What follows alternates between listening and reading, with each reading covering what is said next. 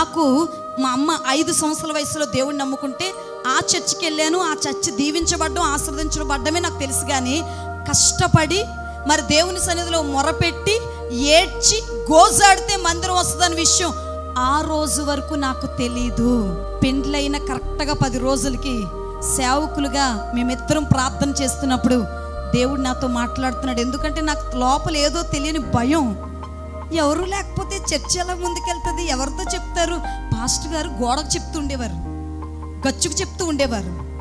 ఏంటి చర్చ్ అంటే ఎలా చెప్తారా? నన్ను కూడా చూసి చెప్తూ ఉండేవారు కాదు, గోడకు చెప్తుంటే నాకు అంతవరకు పాస్టర్ అమ్మ గారిని అవ్వాలని అవగాహన కూడా నాకు లేదు. కాబట్టి పాస్టర్ అమ్మ గారిని అవుతాను కోరిక కూడా నాకు లేదు.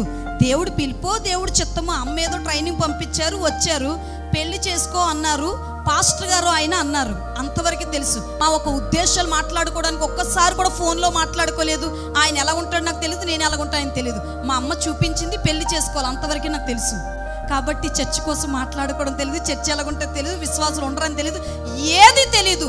పెండ్లైన 10 రోజుల తర్వాత మేము ప్రార్థన చేసుకుంటున్నప్పుడు దేవుడు నాతో మాట్లాడుతున్నాడు. నేను బాధపడుతున్నాను, సంఘం లేదు, విశ్వాసం లేరు, చర్చ్ లేదు, ఓనరమేమో మాకు పెళ్ళైన 9వ రోజే అద్దేది అని అడుగుతుంది ఆవిడ.